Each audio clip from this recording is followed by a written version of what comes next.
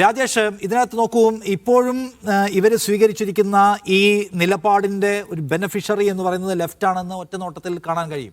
Left ഇതിനെക്കുറിച്ച് മിണ്ടുന്നില്ല എന്ന് മാത്രമല്ല, നേരത്തെ ഉണ്ടായിരുന്ന SDPI ആക്ഷേപം, കോൺഗ്രസ്, UDF, SDPI, ജമാഅത്തെ ഇസ്ലാമി എന്നൊക്കെ പറഞ്ഞിട്ടുള്ള ഈ ഒരു ടെർമിനോളജി ഉണ്ടായിരുന്നല്ലോ. അതിനകത്ത് ഇപ്പോൾ SDPIയെ പറയുന്നില്ല, SDPI ആക്ഷേപിക്കുകയോ ആക്രമിക്കുകയോ ഒന്നും ചെയ്യുന്നതായിട്ട് നമ്മൾ എവിടെയും കാണുന്നില്ല. സത്യത്തിൽ ഇത് ഡീലിൻ്റെ ഒരു ഉദാഹരണം എടുക്കാൻ പറ്റുന്ന ഒന്നാണോ അത്?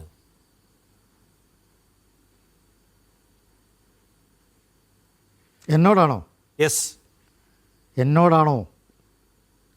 എന്നോടല്ലേ? Yes yes yes. അല്ല, ഇതിൻ്റെ അകത്ത് ഇപ്പോൾ LDF എന്താ മിണ്ടണ്ടെന്നുള്ളത് എനിക്ക് മനസ്സിലാകുന്നില്ല. പലതരത്തിലുള്ള കാര്യങ്ങളും വന്നുകൊണ്ടിരിക്കുകയല്ലേ. ഇപ്പോൾ UDFകാർ എന്തൊക്കെ കാര്യങ്ങളാണ് പറയുന്നത് അല്ലേ? ഒരുപാട് കാര്യങ്ങൾ, യാതൊരു അടിസ്ഥാനമില്ലാത്ത കാര്യങ്ങൾ പറയുകയാണ്. പക്ഷെ ഒരു കാര്യം ഞാൻ പറയാം, നമുക്ക് തെളിവില്ല എന്നാണല്ലോ പറയുന്നത്. നമുക്ക് ബഹുമാനപ്പെട്ട കാരശ്ശേരി മാഷ് പറഞ്ഞത് ശരിയാണ്. ഇതിന് നമ്മൾ ഈ ചർച്ചയ്ക്ക് ഒരു ആധികാരികത ഇല്ലായ്മ വരുന്നത് എന്തുകൊണ്ടാണ്? തെളിവുകളില്ല. പല ഊഹോഭാവങ്ങളും പല ലീഡർമാരും ഉന്നയിക്കുന്ന ചില ആരോപണങ്ങളോ അല്ലെങ്കിൽ ചില അഭിപ്രായങ്ങൾ വെച്ചുകൊണ്ടാണ് നമ്മൾ കാര്യങ്ങളെ സമീപിക്കുന്നത്. പക്ഷേ തെളിവുള്ള കാര്യമുണ്ട്.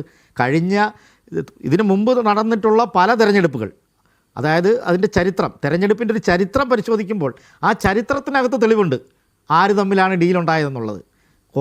UDF, കോൺഗ്രസ്, ഇത്തരത്തിലുള്ള വലതുപക്ഷ രാഷ്ട്രീയ പാർട്ടികൾ എങ്ങനെയാണ് വർഗീയ ശക്തികളുമായി, പ്രത്യേകിച്ച് സംഘപരിവാറുമായി, BJPയുമായി ഏതൊക്കെ തരത്തിൽ സഖ്യങ്ങൾ ഉണ്ടാക്കിയതിനെ സംബന്ധിച്ച് ഓരോ മണ്ഡലങ്ങളുടെയും, അല്ലെങ്കിൽ തദ്ദേശം മുതൽ നിയമസഭാ മണ്ഡലങ്ങൾ മുതൽ പാർലമെൻറ്റ് മണ്ഡലങ്ങൾ മുതലുള്ള പലതരത്തിലുള്ള വോട്ട് ഷെയറിങ്ങിൻ്റെ തെളിവുകളുണ്ട്. അപ്പോൾ ആ തെളിവുകൾ എന്ന് പറയുന്നത് ചരിത്രവുമായി ബന്ധപ്പെട്ട് കിടക്കുന്ന കാര്യമാണ്.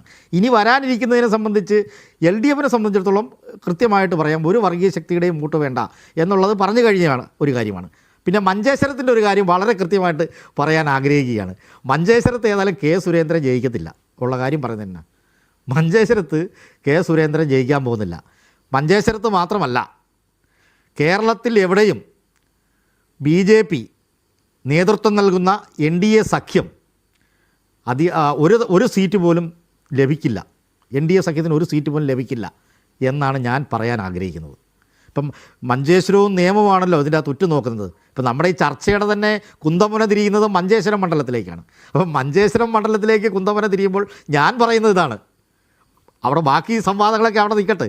ഇപ്പോൾ BJP ജയിക്കുമോ ഇല്ലേ എന്നുള്ള ആശങ്കയിൽ നിന്നാണല്ലോ മതനിരപേക്ഷ ശക്തികളായ നമ്മളെല്ലാം വലിയ ഉത്കണ്ഠ ഉണ്ടാകുന്നത്. ഒരു ഉത്കണ്ഠയും വേണ്ട, K. സുരേന്ദ്രൻ അവിടെ ജയിക്കില്ല. ഇതാണ് എനിക്ക് പറയാനുള്ളത് ഈ വിഷയത്തെ സംബന്ധിച്ച്. അല്ലാതെ SDPI പോലുള്ള പാർട്ടികൾ അവിടെ സ്ഥാനാർത്ഥിയെ നിർത്തിയാലും ശരി, പിൻവലിച്ചാലും ശരി, അവർ പിൻവലിച്ചേക്കാം ചിലപ്പോൾ, അതെനിക്കറിയത്തില്ല. അത് LDF അതിൻ്റെ അകത്ത് പ്രത്യേകിച്ച് ഇടപെടലില്ല. പല പ്രാവശ്യവും മുസ്ലിം ലീഗിലെ നേതാക്കന്മാരൊക്കെ ഇടപെട്ടിട്ടാണ് SDPയുടെ പല സ്ഥാനാർത്ഥികളെയും പിൻവലിപ്പിക്കുകയും ചർച്ച നടത്തുകയും ഡീലുണ്ടാക്കുകയൊക്കെ ചെയ്യുന്നുള്ളതാണ് എനിക്ക് മനസ്സിലാക്കാൻ കഴിയുന്നത്. പക്ഷേ LDFന് ഇപ്പോൾ അതിൻ്റെ ഒരു ആവശ്യവുമില്ല. പക്ഷേ മഞ്ചേശ്വരത്ത് ഞാൻ പറയുന്നത് എന്താണ്, NDA സഖ്യം അല്ലെങ്കിൽ BJPയുടെ ലീഡറായിട്ട് മത്സരിക്കുന്ന K. സുരേന്ദ്രൻ അവിടെ ജയിക്കില്ല എന്നുള്ളത് തന്നെയാണ് എനിക്ക് പറയാനുള്ളത്. മാത്രമല്ല, കേരളത്തിൽ BJP അക്കൗണ്ട് തുറക്കില്ല. BJPയുടെ അക്കൗണ്ട് പൂട്ടിച്ചതാണ്. അത് തുറക്കാൻ വേണ്ടിയുള്ള ശക്തികൾ പല കോണുകളിൽ നിന്ന് പല രീതിയിൽ പല വേഷത്തിൽ പ്രത്യക്ഷപ്പെടുന്നുണ്ട്.